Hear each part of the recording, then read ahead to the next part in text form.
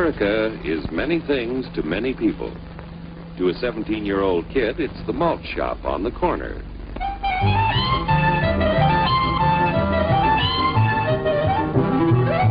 To Grandpa, it's the front porch in the cool of the evening.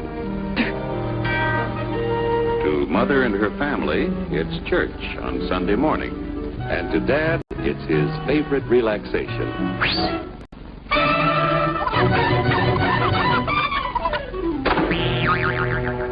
It's the Cracker Barrel philosophers in Crabtree Corners. And it's the tycoons in Wall Street. It's all races, creeds, and religions. It's freedom to work at the job you like. Freedom of speech and to peaceably assemble. Freedom to own property. Security from unlawful search or seizure. Where's your warrant, Flatfoot? The right to a speedy and public trial. Protection against cruel punishments and excessive fines. The right to vote. And to worship God in your own way. It is these freedoms that have made America strong. Okay, so we got our freedom. But management's lousing up everything. Labor is at fault. It's ruining the country. My constituents, as your elected representative, I can assure you Labor's right. Management's right. I'm strictly neutral. Labor, management, politicians, fooey. Oh, they can't tell corn from oats. What? Hurry, step right up, folks. Here's the answer to your problems. Dr. Utopia's sensational new discovery, ism. Ism will cure any ailment of the body politic. It's terrific. It's tremendous. Once you swallow the contents of this bottle, you'll have the bountiful benefit of higher wages, shorter hours, and security. Enormous profits, no strikes. Remember, you're the big boss. Government control, no worry about votes. Name your own salary. Bigger crops, lower costs. Why, ISM even makes the weather perfect every day. And now then, because we are introducing this amazing item for the first time in this country, it isn't going to cost you 1 cent. All you have to do is sign this little scrap of paper, and you get your bottle absolutely free. I hereby turn over to ISM Incorporated everything I have, including my freedom and the freedom of my children and my children's children, in return for which said ISM promises to take care of me forever. Get out of the way. Pardon me. And who are you, my good man? I'm John Q. Public. Ah, my fine friend, you're just in time to share this generous and gigantic offer. Sign right here. Mind if I read it first? Hurry up! Keep your shirts on, boys. Including my freedom. Freedom? Well, sign away my freedom. Why, this is ridiculous. Don't be corny, brother. Sure, our system of free enterprise isn't perfect. But before we throw it away for some imported double talk, let's turn the clock back a few years to see what it's done for us. For example, back in the 1890s, Joe Dokes was just a guy who liked to tinker around his barn. Some people thought Joe was lazy. Some even thought he was nuts. But one day, he had an idea. And because he was free to dream his dream and tinker, Joe had a chance to make something of himself and his idea. So,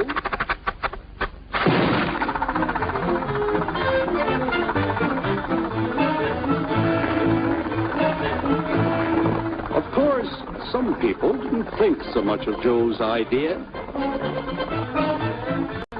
But that didn't stop him.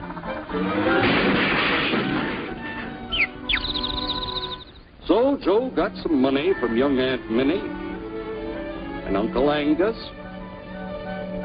and Grandpappy and Mr. Titus. When Joe's friends and relatives used their savings to help him buy tools and property, they were capitalists. Don't blush, folks. It's nothing to be ashamed of. Now, naturally, Joe needed some help. So he hired Willie Lumpkin, who was out of work anyway, and before long, Willie had the know-how and became skilled labor. Because capital, management, and labor worked together, Joe's idea grew. It grew and did things even he never dreamed of. Today, the automobile industry provides millions of jobs that never existed before. And remember, this is a story of only one industry. There are thousands more scattered all over the United States whose history of development is pretty much the same. We've built a country under the American system that sends more young people to high school and college than all the rest of the world combined. Why, even in the Depression, our wages bought more food, clothing, travel, and entertainment than the wages of any other people in the world. Our country has a national income equal to the total national incomes of any other sixth nation in the world. With only 7% of the Earth's we drive 70% of the world's automobiles. That's just a sample of the things the capitalistic system has given us in only 160 years. Before signing up, you boys ought to try a little taste of Dr. Ism's formula to see what you'd get in exchange for your freedom. Go ahead, try it.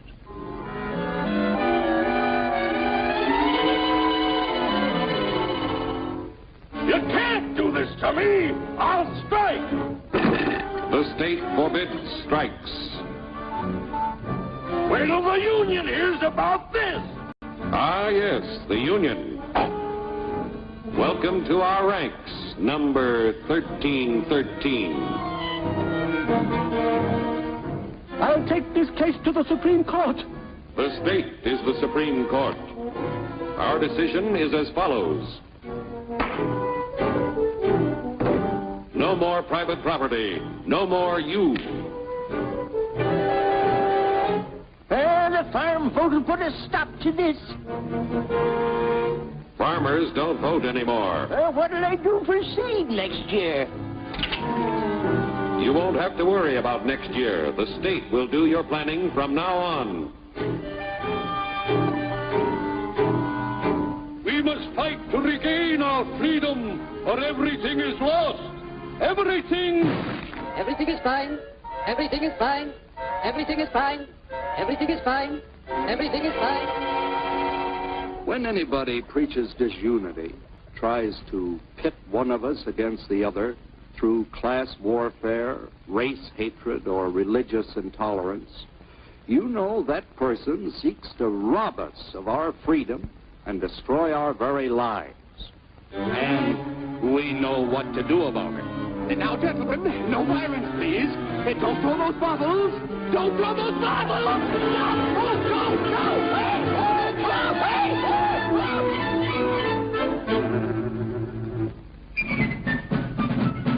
Working together to produce an ever greater abundance of material and spiritual values for all. That is the secret of American prosperity.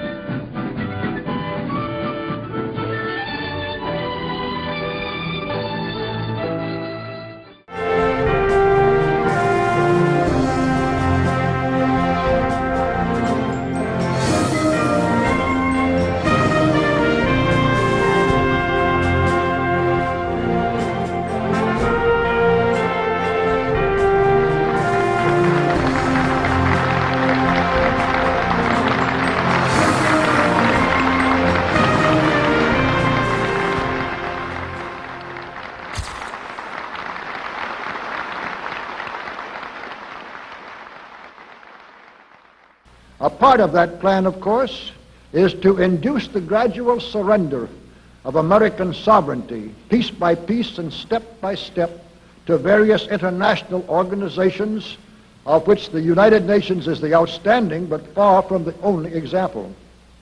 Now, here are the aims for the United States.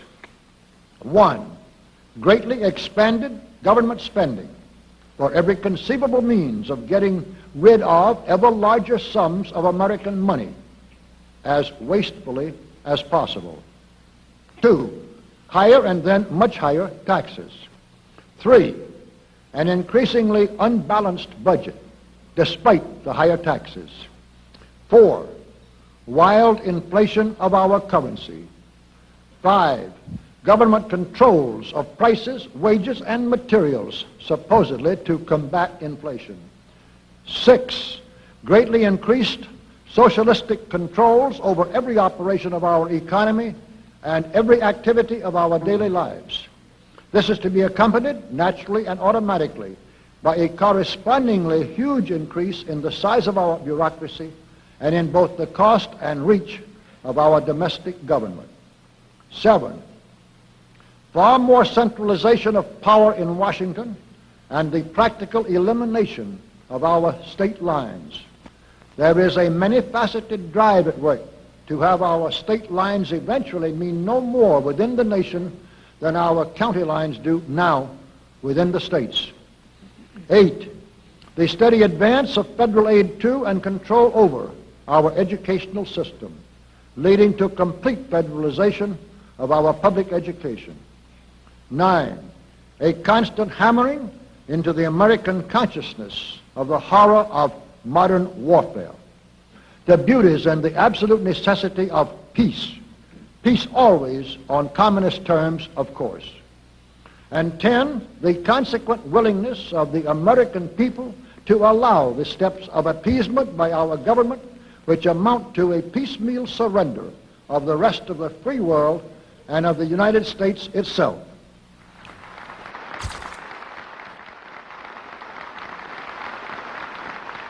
So brush the insider's dust out of your eyes, my friends, and the communist soap suds out of your brain, and ask yourselves in all honesty, what on earth is wrong with the United States simply minding its own business?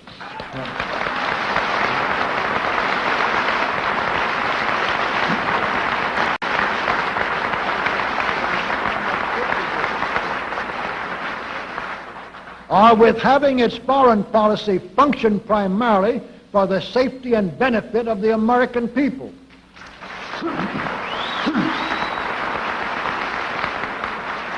Which is exactly what we had done for the first 140 years of our existence as a nation, to the incredible advantage of ourselves and everybody else. Everybody, that is, except a numerically small clique of power-lusting conspirators who had somehow inflicted themselves on a gullible world. While we turn to a very brief summarization of what we hope the John Birch Society will help and even sometimes lead the American people to accomplish during the next 15 years. 1, our first and most important specific undertaking should be to restore the complete independence of the United States.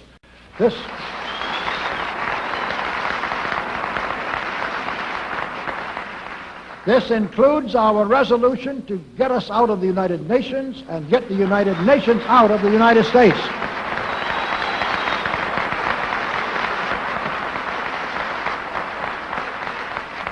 Two, we must once again make our money freely redeemable in gold at some realistic price.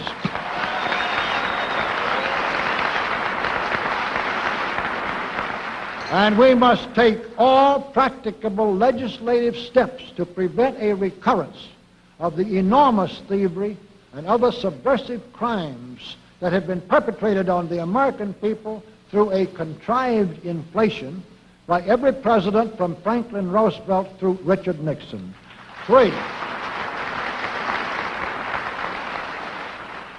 3, we should reduce the number of government bureaus, of government civilian employees, and the whole quantity of government by at least 50%.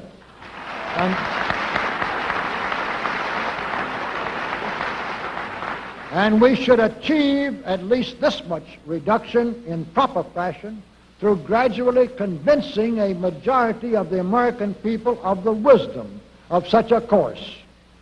4, we should withdraw all American troops from every spot on earth that is not American soil, except when and where such troops may be required as decided by Congress to protect American lives and property from criminal vandalism.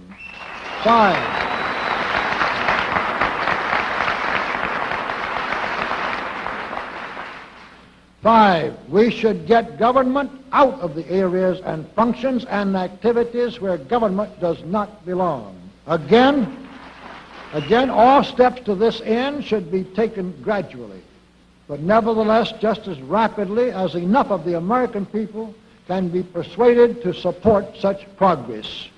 Any such achievement will require a truly massive educational force, but that's exactly what we hope to build during the next 15 years.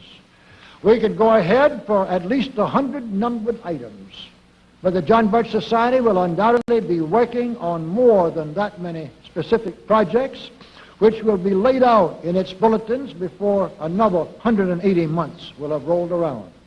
And all of these projects will fit into the general pattern indicated by the 5 major objectives listed above. So let's really wind up this marathon monologue with one final thought. None of us can guarantee anything about what the future will bring. Your speaker knows what a job we have before us to rid our country of the scourge of communism within the next few years, and then to go ahead on our constructive program so well that 15 years from now we shall already be entering an era of far less government, of a much sounder sense of responsibility, and, with God's help, of a better world. But I sincerely believe that it can be done, and this much I know. If every man and woman in this audience should leave here tonight feeling in his or her own mind and heart that it can and must be done, then it surely will be. And so, all of you patriots of good character, good conscience, and noble ideals, whom we can reach with the filmed version of this speech in 1,000 other audiences, it is with a great deal of confidence and energizing will to win that we invite you to join us in our epic undertaking. While to all of you great, wonderful friends in this present audience, I certainly extend my very deep thanks indeed for so much patience and attention. Thank you and good night.